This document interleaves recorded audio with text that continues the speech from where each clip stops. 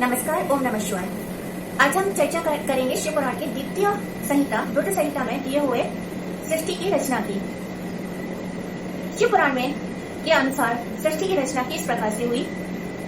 ऐसा कहा गया है शिव पुराण में कि प्रलय के पश्चात जब सारा जगत अंधकार में हो जाता है, न पृथ्वी रहती है, न सारे कोई भी ग्रह और नक्षत्र भी लुप्त हो जाते हैं, न सूर्य रहता है, न चंद्रमा रहते हैं, न तारों का कोई अस्तित्व रहता है, सब और सिर्फ अंधकार ही रहता है, न दिन होता है न रात रहती है, केवल शून्य में आकाश ही रहता है।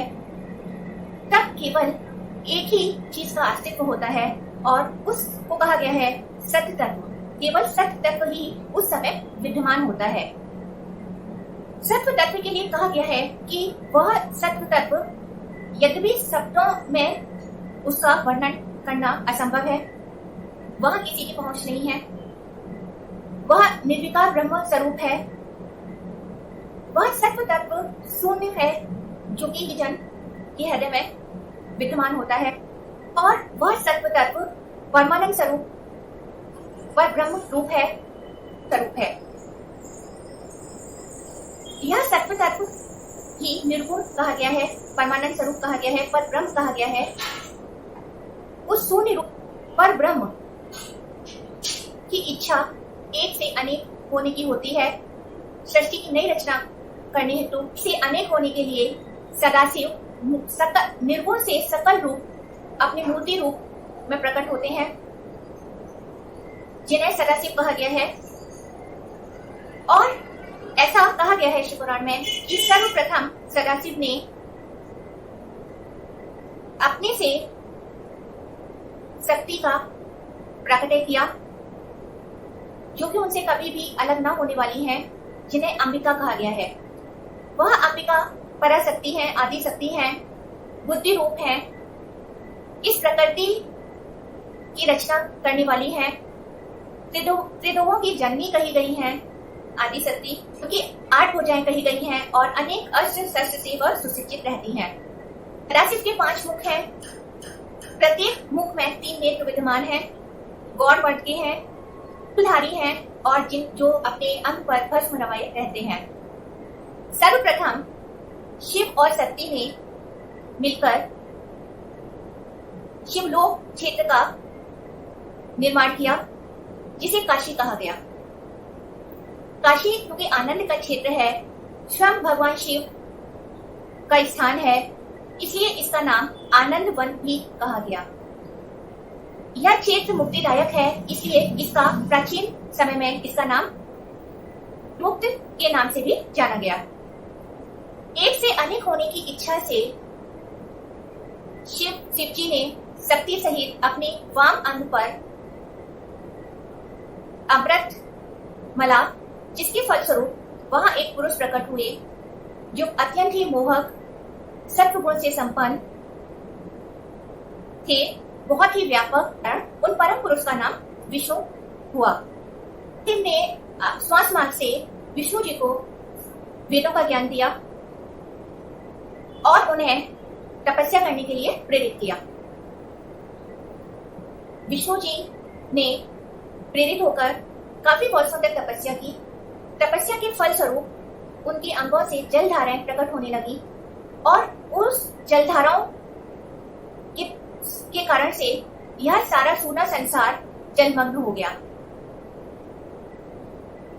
उसके पश्चात विष्णु जी की नाभि से एक कमल प्रकट हुआ। उस कमल के डंठल में सदाशिव की माया से उनके दाहिने अंग से ब्रह्मा जी उस डंठल में प्रकट हुए। कमल भाग पर 4 मुख प्रत्येक दिशा में उपस्थित थे और ब्रह्मा वेदों को वह धारण किए हुए थे। हिरण्यगर्भ कहा गया। ब्रह्मा जी ने अपनी उत्पत्ति जानने के लिए वह उस कमल रूपी डंठल के नीचे तक गए, पर वहां उन्हें कुछ न हासिल होने पर वह उसके ऊपर ही आए। तब एक आकाशवाणी के माध्यम से तप करने के लिए वह प्रेरित हुए।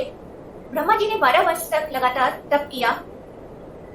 उसके बाद वहां विष्णु जी उपस्थित हुए अपने सभी चक्र, गदा और सभी अस्त्र शस्त्रों के साथ में अत्यंत ही मोह पिता अपने स्वरूप विष्णु जी को नमन किया और वह जानते कि उनके उत्पत्ति कारक श्री विष्णु जी हैं।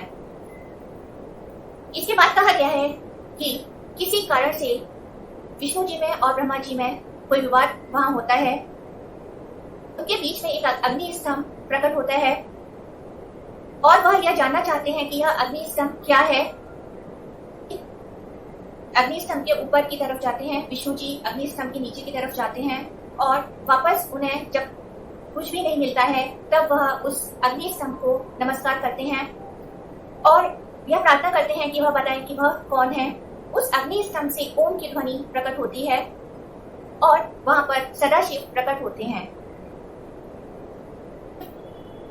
यह बताते हैं कि वही निर्गुण ब्रह्मा निर्गुण और सकल दोनों ही रूप में इस जगत में विद्यमान होते हैं और वह ब्रह्मा जी और विष्णु जी की प्रार्थना करने पर कि वह वहां हमेशा ही है, वह अग्नि स्तंभ एक चिन्हमय स्वरूप शिवलिंग के रूप में परिवर्तित हो जाता है। तब से यह कहा गया है कि जो शिवलिंग है वह शिव जी का निर्गुण स्वरूप है और सकल रूप जो है वह मूर्ति में रूप माना जाता है। इसके पश्चात सदाशिव जो है सृष्टि के निर्माण हेतु ऐसा कहते हैं कि वह एक से अनेक होने की इच्छा से वह तीन रूप में प्रकट हुए हैं। ब्रह्मा विष्णु चेत नहीं है, वह तीनों रूप ही एक ही पर ब्रह्म के स्वरूप हैं और किसी को भी इन तीनों रूप में कोई भी अंतर नहीं करना चाहिए। और सृष्टि के संचालन हेतु वह कहते हैं कि विष्णु जी इस सृष्टि के पालनहार होंगे, जो सृष्टि के पालन का भार संभालेंगे। ब्रह्मा जी जो है सृष्टि की रचना करेंगे और एक तीसरे रुद्रगण भी उत्पन्न होंगे, जो ब्रह्मा जी के प्रकृति से रुद्रगण का उत्पत्ति होगी, जो कि इस संसार के संहार का कार्य करेंगे। रुद्रगण की सारी जो राशि से ही मिलते जुलते रहे होंगे। इस तरीके से उन्होंने तीनों का जो कार्य है वह, और इसके बाद अंबिका देवी भी हम तीनों ही तीन शक्तियों से विभूषित रहेंगे।